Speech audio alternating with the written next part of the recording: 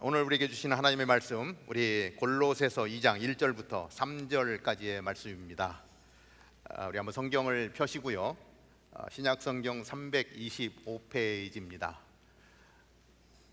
성경이 없으신 분들은 우리 자막을 이용해 주시고요. 가급적이면 성경을 펴서 같이 우리 옆에 사람하고 속도 그다음에 발음 정확하게 해서 한번 합독해서 같이 보도록 하겠습니다. 2장 1절입니다. 시작. 내가 너희와 라오디게아에 있는 자들과 무릇 내 육신의 얼굴을 보지 못한 자들을 위하여 얼마나 힘쓰는지를 너희가 알기를 원하노니, 이는 그들로 마음의 위안을 받고 사랑 안에서 연합하여 확실한 이해의 모든 풍성함과 하나님의 비밀인 그리스도를 깨닫게 하려 함이니, 그 안에는 지혜와 지식의 모든 보화가 감추어져 있느니라. 아멘.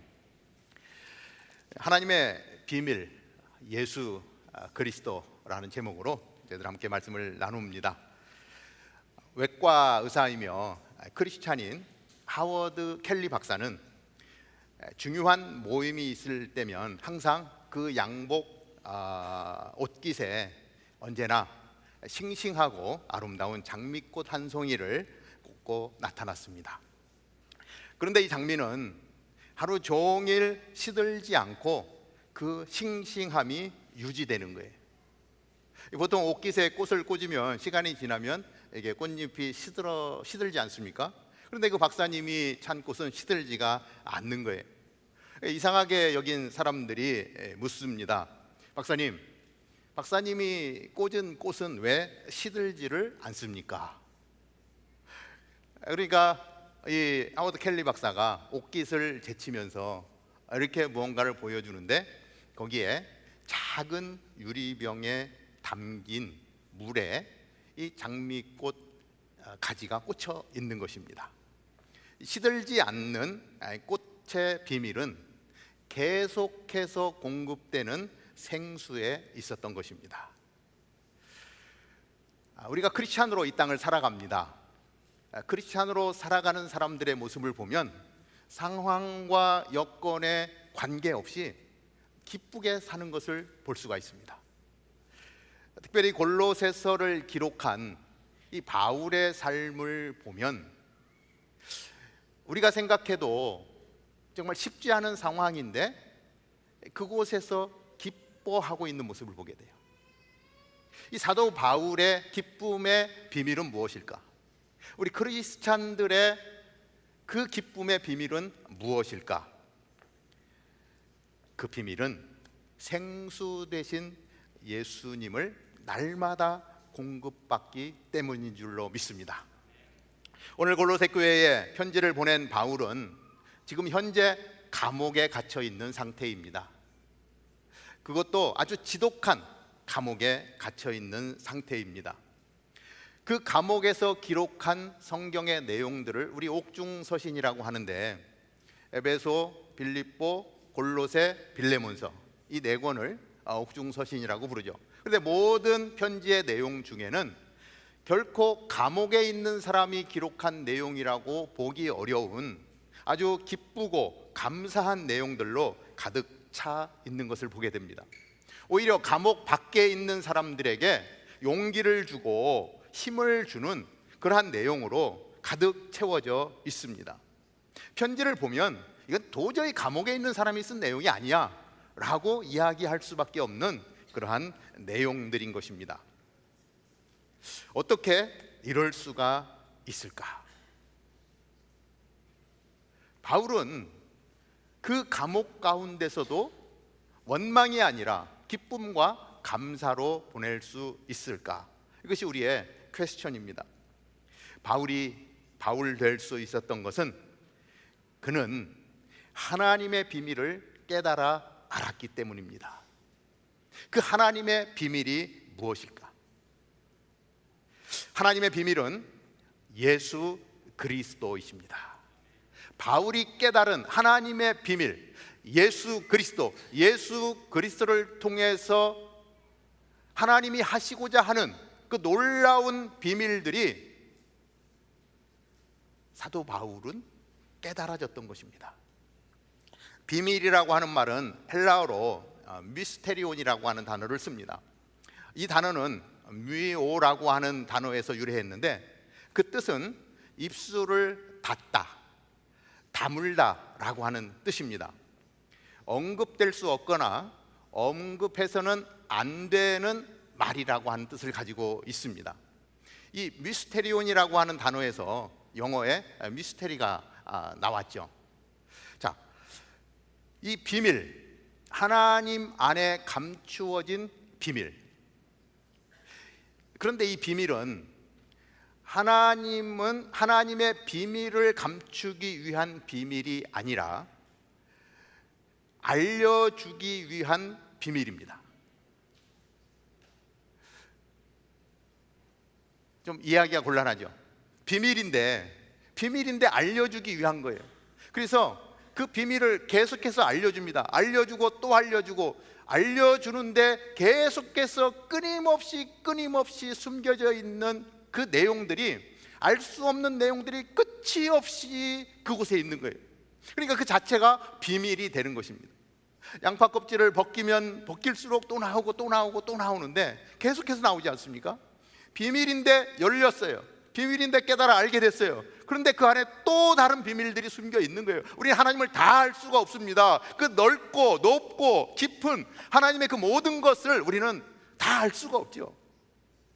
그렇기 때문에 계속해서 그 비밀은 존재하는데 감추기 위한 비밀이 아니라 드러내기 위한 비밀이라고 하는 것입니다. 사도 바울이 하나님에 대해서 다 알 수는 없지만 하나하나 하나님의 비밀들을 깨달아 알아가기 시작했습니다.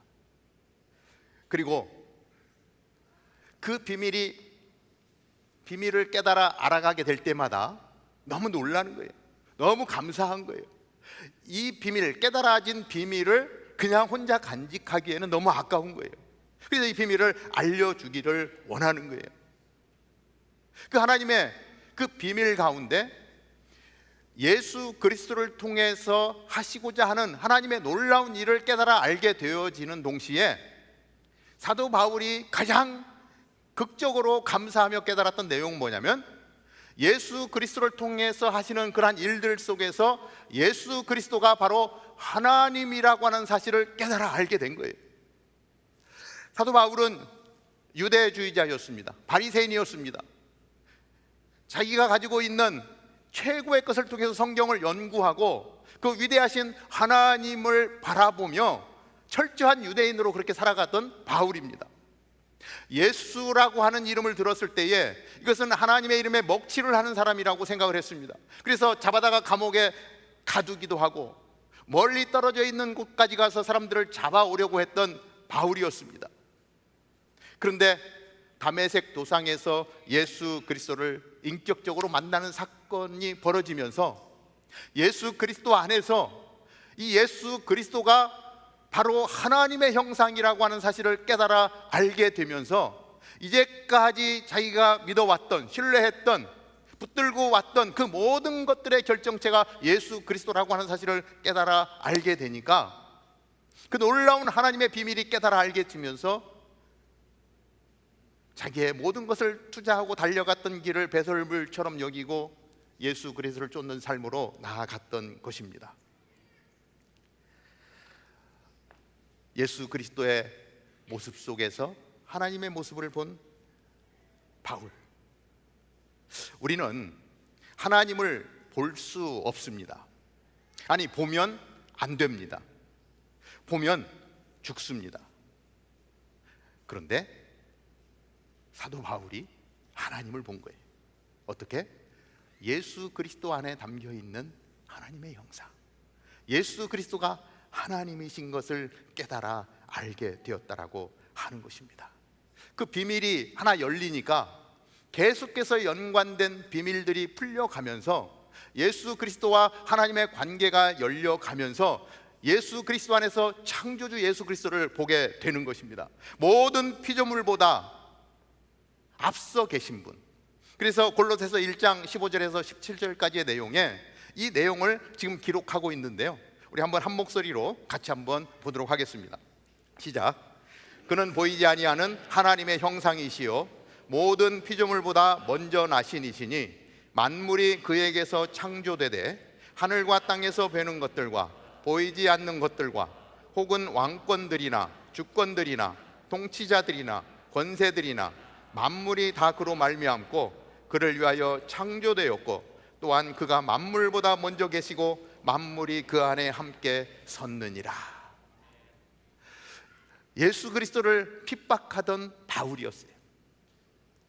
그런데 예수님을 인격적으로 만나고 나니까 그 예수 그리스도가 어떤 분이신지 그 모든 비밀들이 벗겨지면서 예수 그리스도가 하나님이신 것을 깨달아 알게 된 거예요. 모든 피조물보다 먼저 나신, 만물이 그에게서 창조된, 하늘과 땅에서 보는 것들과 보이지 않는 것들, 이런 모든 것들을 주관하시는 하나님, 이 땅에 있는 왕권들이나 주권들이나 통치자들이나 권세자들이나 이런 모든 것들까지도 그로 말미암아서 존재하고 있다라고 하는 것이 깨달아졌던 것입니다. 모든 것보다 앞서 계신 분, 바로 하나님이신 것이죠. 우리는 이 땅을 살면서 예수 그리스도는 창조주 하나님이라고 하는 사실을 확실하게 붙들고 나아가야 될 것입니다. 그분은 오늘도 이 땅을 돌보고 계시고 이 땅을 유지하시고 운행하고 계십니다.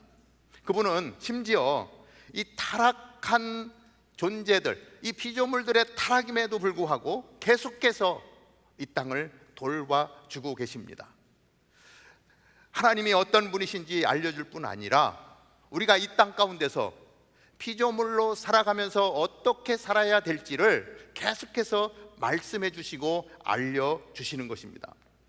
예수 그리스도는 모든 피조물 위에 뛰어나신 분이시고 피조물들은 그분의 영광을 위해서 존재한다라고 하는 사실을 사도 바울은 깨달아 알게 되었습니다.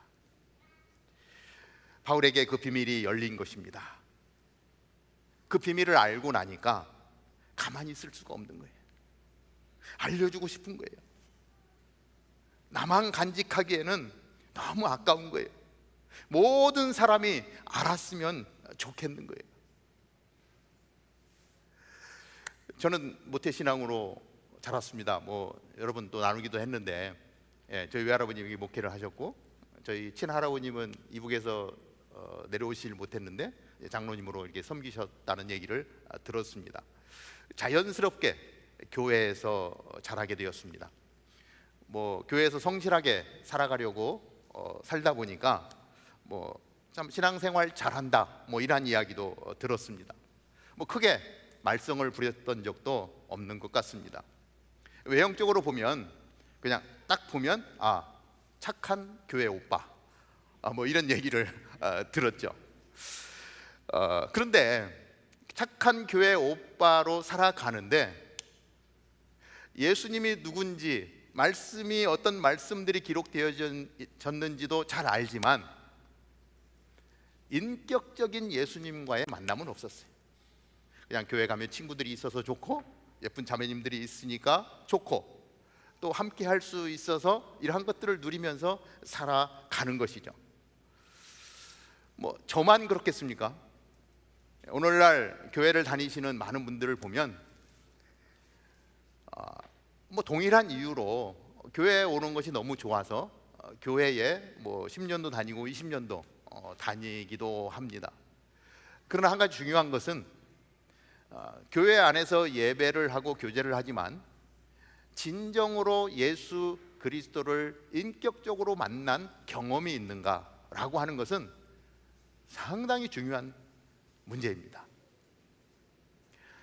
착한 교회 오빠로 그렇게 살아갔지만 예수님과의 인격적인 만남의 기회를 갖지 못했던 많은 시간들이 있었습니다. 그런데 어느 날 하나님이 이렇게 은혜를 주셨어요. 물론 교회에서 이렇게 생활을 했는데 어느 날 하나님이 어떤 은혜를 주시냐면 교회를 사모하게 만드시더라고요.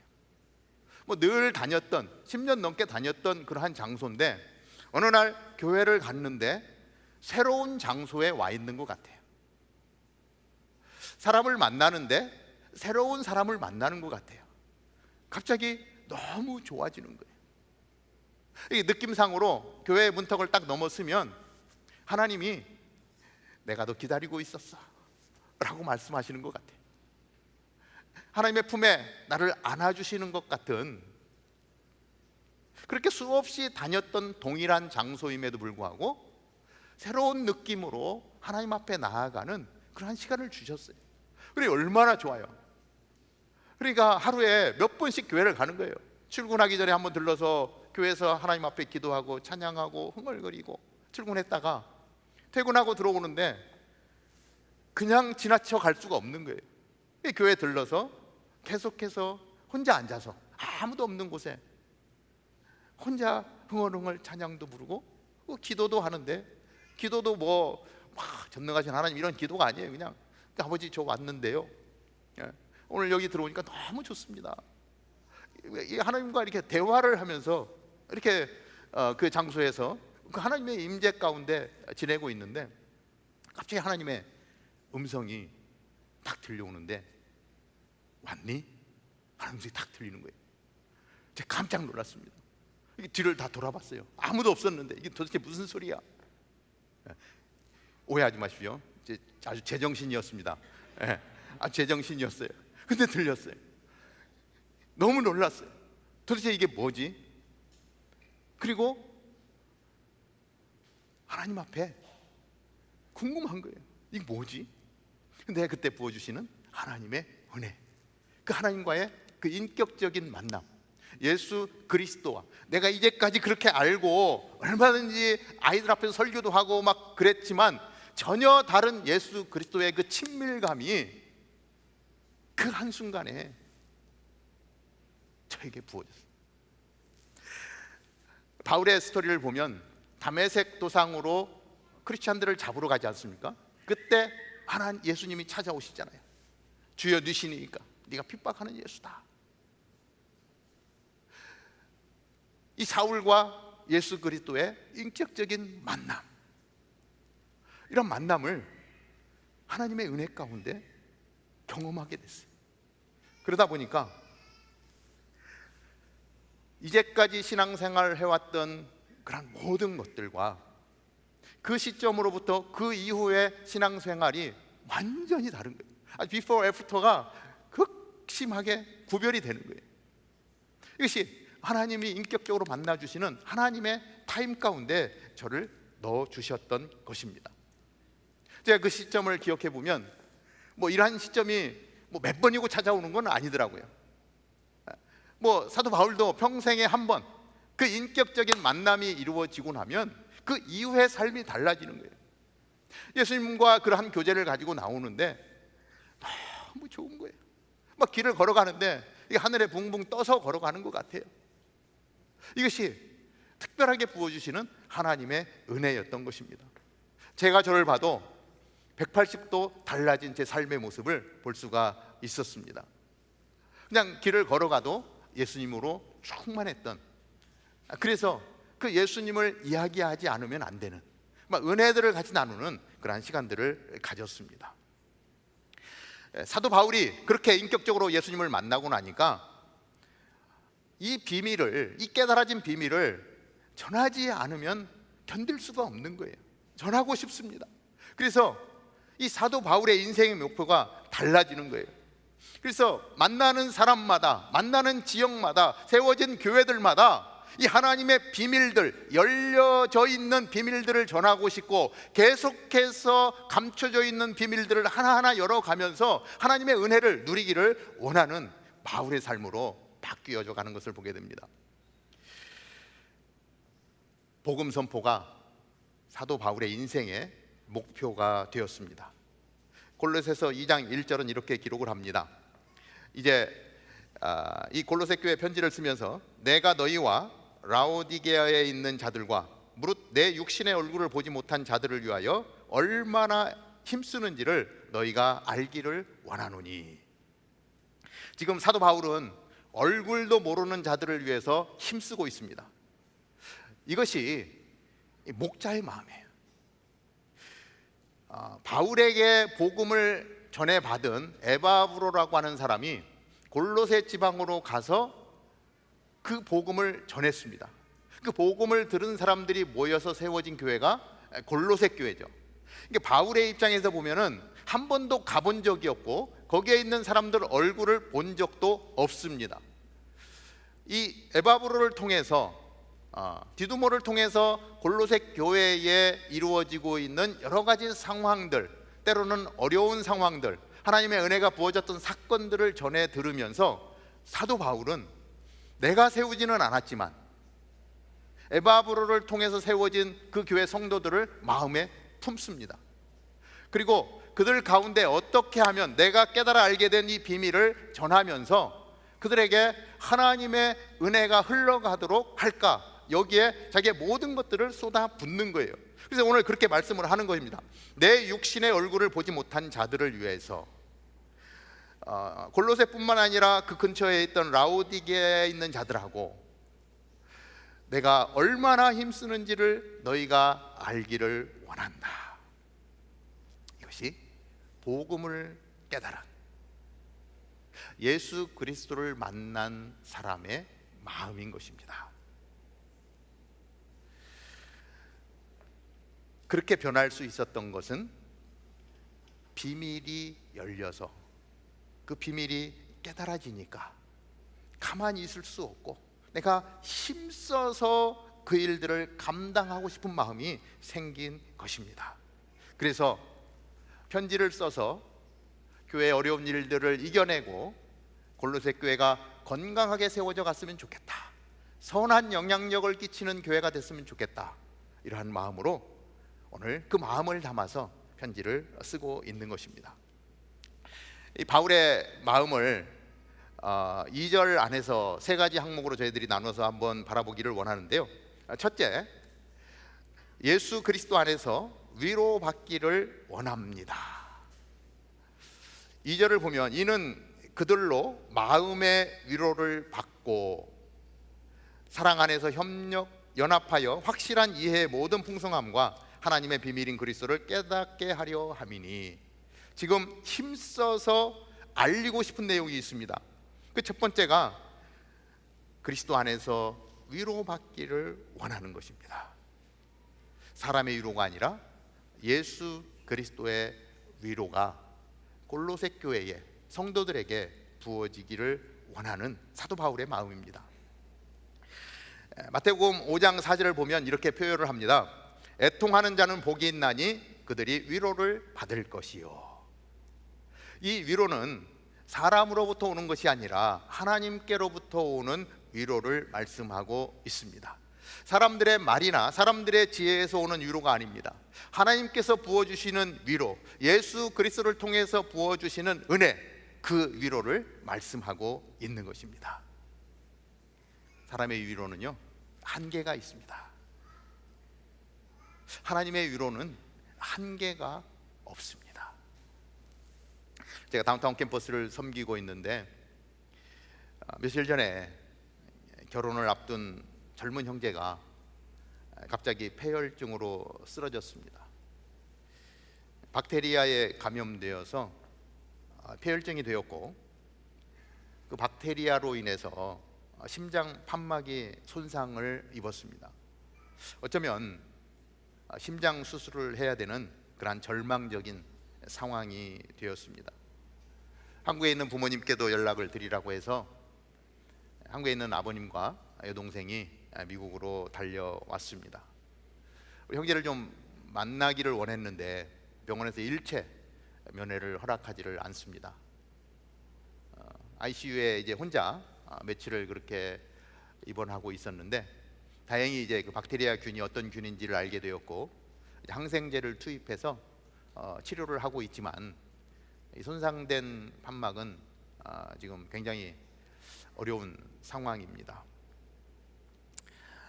그 소식을 듣고 우리 다운타운 캠퍼스 리더십들과 온 성도가 예배 시간에 같이 하나님의 은혜를 구하며 같이 기도하고, 우리 또 중보기도팀에도 알려서 같이 기도하고 이러한 시간을 갖고 있습니다. 그런데 지난 토요일 어제 병원에서 연락이 와서 가족들하고의 면회를 허락해 주겠다 해서 저도 이제 같이 가서 잠깐 만났습니다. 겉으로 보면 아직도 멀쩡한데 심각한 상황이 아닐 수 없습니다.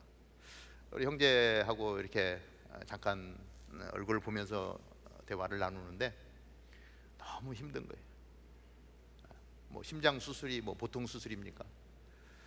굉장히 절망되는 거예요. 나름대로 신앙생활 열심히 했는데 어느 날 갑자기 하루아침에 도대체 이게 뭔가, 얼마나 원망이 되겠습니까? 인간적으로 해줄 수 있는 얘기가 없더라고요. 무슨 얘기를 한들 그 힘든 상황 가운데서 힘을 얻겠습니까? 할 말도 없더라고요. 제가 할 수 있는 것은 이제까지 너와 함께 하신 하나님이 이렇게 어려운 자리에 우리를 세워주셨는데 분명 하나님의 뜻이 있을 것이다. 그 하나님의 뜻이 무엇인지 알 수 없는 것이 좀 답답하긴 하지만 가장 좋은 것으로 하나님은 인도해 주실 줄로 믿는다. 그래서 원망이 아니라, 불평이 아니라, 포기가 아니라 이 힘든 자리에서 하나님을 좀 바라보자. 하나님, 나를 향한 당신의 뜻은 무엇입니까? 묻고, 그러나 가장 선한 것으로 인도해 주실 줄로 믿습니다. 하나님을 신뢰하며 나아가자. 그리고 우리는 하나님 앞에 은혜를 구하며 나아가는 것밖에 없다. 그리고 어깨에 손을 얹고 하나님의 은혜를 구하며 기도했습니다. 기도하지만 마음이 너무 무거운 거예요.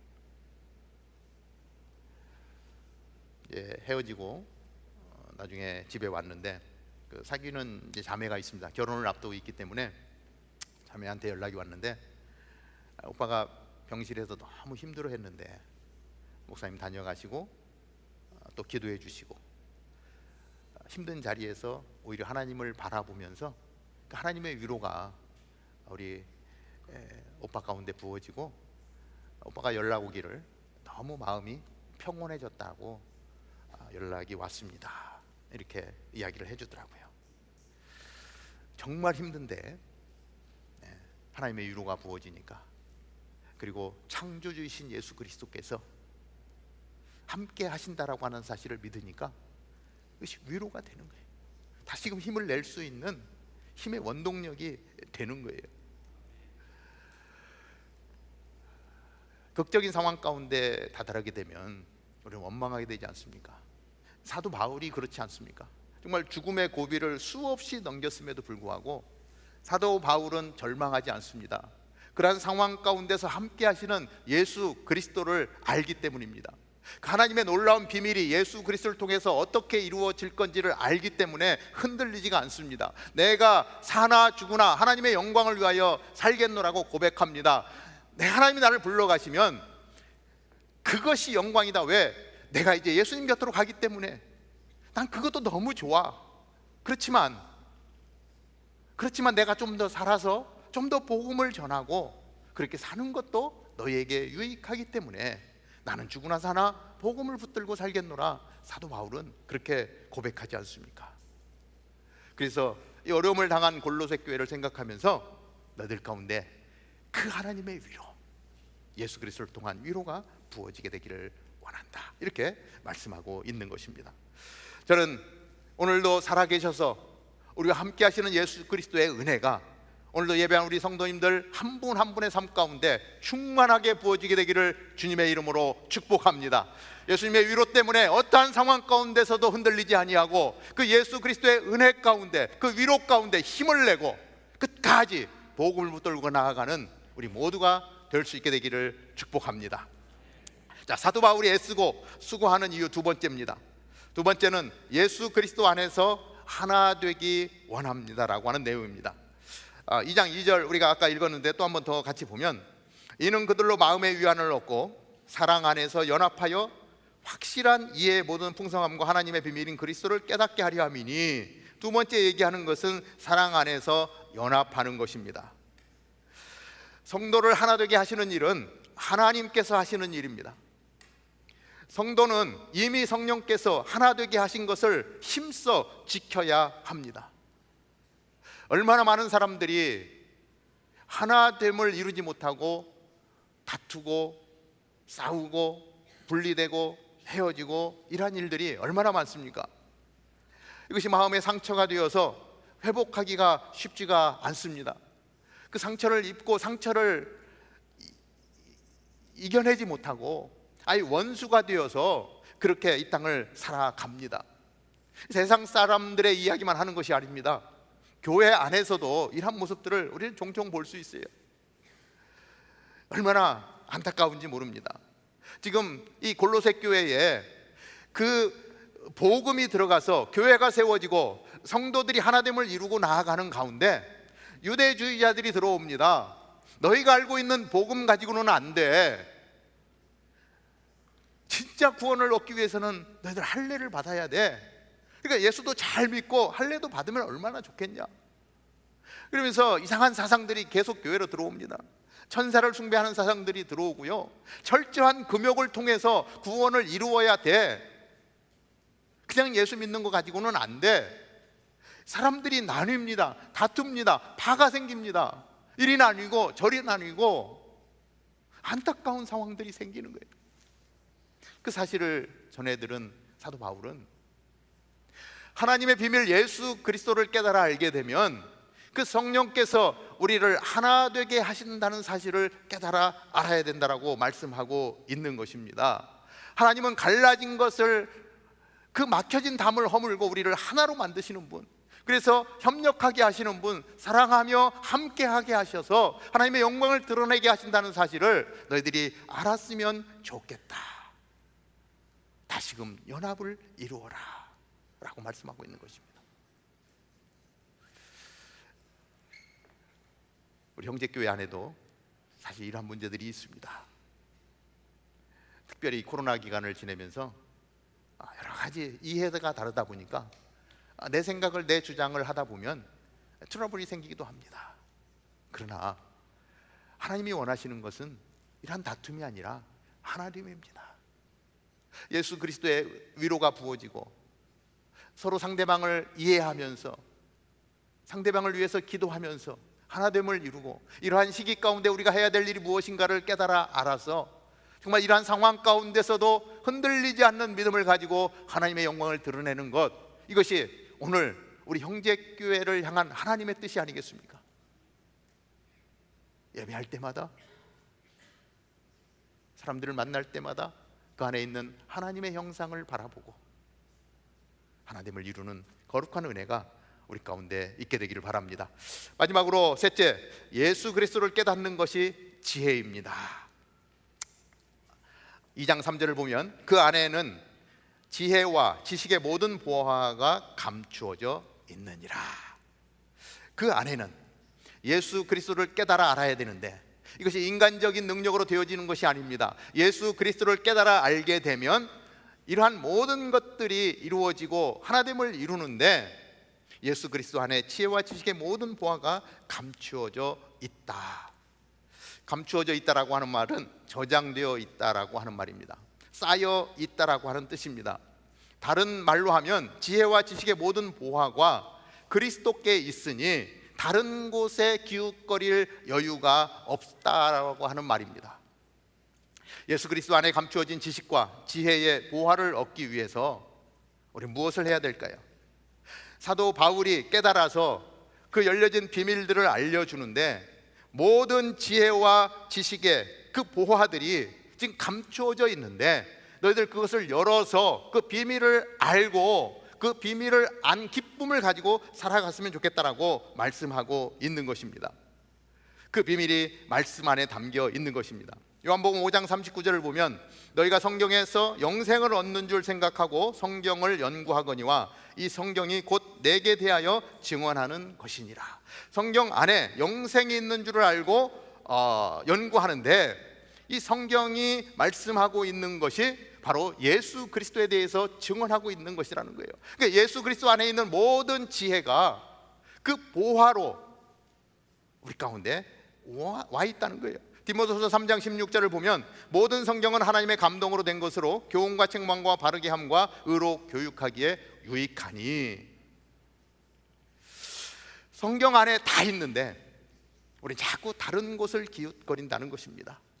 그렇기 때문에 다시금 이 골로새 교회 성도들에게 주는 권면의 말씀은 그 보화가 쌓여 있는 그곳으로 가서 문을 열고 그 보화들을 찾아내라는 거예요.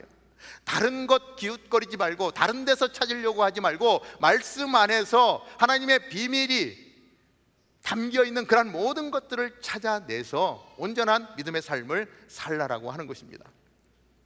그 비밀을 깨달아 알게 되니까 사도 바울은 이 땅 가운데서 추구했던 그런 모든 것들을 배설물처럼 여기고 자기의 인생의 목표가 설정되어지고 복음을 품고 살아가는 거룩한 삶으로 나아가는 것을 보게 됩니다. 하나님의 비밀, 모든 지혜와 지식, 보아이신 예수 그리스도를 더욱더 바라보며 나아가는 것입니다. 사랑하는 여러분, 우리는 어디에 관심을 가지고 있습니까? 말씀 외에 더 많은 것들 우리가 찾아가죠. 물론 필요한 것들도 있습니다. 그러나 주객이 바뀌어서 그것이 더 메인이 된다라고 하면 문제가 있다라고 하는 것입니다. 하나님의 말씀만 바라보고 그 안에 숨겨진 비밀들이 깨달아 알게 되어지면, 예수 그리스도를 통해서 하신 하나님의 놀라운 비밀들이 깨달아지면 우리는 그 어떤 것도 바라볼 필요가 없다라고 하는 말씀을 오늘 사도 바울은 골로새 교인들에게 던져주고 있다라고 하는 것입니다. 이 말씀은 골로새 교인뿐만이 아니라 우리에게도 주시는 하나님의 말씀입니다. 그래서 더욱더 말씀 가운데 들어가기를 원하고 한 커플 한 커플 비밀이 벗겨질 때마다 그 기쁨을 소유하고, 그리고 감동을 가지고 이 땅 가운데서 하나님의 영광을 드러내며 사는 것, 나를 향한 하나님의 계획이 무엇인지 확실히 알고 상황 속에 흔들리는 것이 아니라 복음 안에서 견고하게 서서 사도 바울이 달려갔던 것처럼 우리도 그러한 삶으로 나아가기를 원하는 하나님의 뜻이 있다 하는 사실을 기억할 때 우리는 오늘의 삶에서 말씀으로 승리하는 거룩한 삶을 살게 될 줄로 믿습니다. 우리 형제교회 안에 하나님의 위로가 부어지기를 원하고 예수 그리스도로 인하여 하나됨을 이루고 날마다 그 비밀을 캐는 축복이 우리 가운데 있게 되기를 바랍니다. 기도하겠습니다. 참 좋으신 하나님, 은혜를 감사합니다. 하나님, 우리가 하나님을 다 알 수는 없지만 그러나 하나님 그 비밀을 열어주셔서 하나하나 알게 해주심을 감사합니다. 사도 바울은 자기의 인생을 이 땅에서 성공하는 삶으로 최선을 다해서 살아갔지만 하나님의 비밀인 예수 그리스도를 깨달아 알게 되었을 때에 자기가 추구했던 모든 것들을 배설물로 여기고 오직 참 보화이신 보물이신 예수 그리스도만을 붙들고 나아간 모습을 보게 됩니다. 예수 그리스도를 깨달아 알게 되었을 때에, 예수 그리스도를 인격적으로 만나게 되었을 때에 그 예수 그리스도를 통해서 부어지는 위로가 어떠한 건지, 예수 그리스도를 통해서 우리를 하나 되게 하시는 하나님의 일하심이 무엇인지, 예수 그리스도 안에 담겨있는 보화가 무엇인지 깨달아 알기를 원하며 하나님의 비밀을 벗겨가는 그 기쁨, 다 알 수는 없지만 그러나 알게 하신 그 안에서 누리는 하나님 그 천국의 삶 오늘 우리 가운데 있게 하여 주옵소서. 하나님, 오늘도 예배하는 모든 장소 가운데 예수 그리스도를 통한 은혜가 정말 폭포수와 같이 부어지게 하여 주시옵시고, 하나님 우리 성도님들의 하나님 그 기쁨의 삶을 통하여 하나님께 영광이 되게 하여 주옵소서. 오늘도 예배 자리에 우리를 부르시고 우리를 통하여 영광 받으시는 주님을 찬양하며 우리 주 예수 그리스도의 이름으로 기도하옵나이다. 아멘.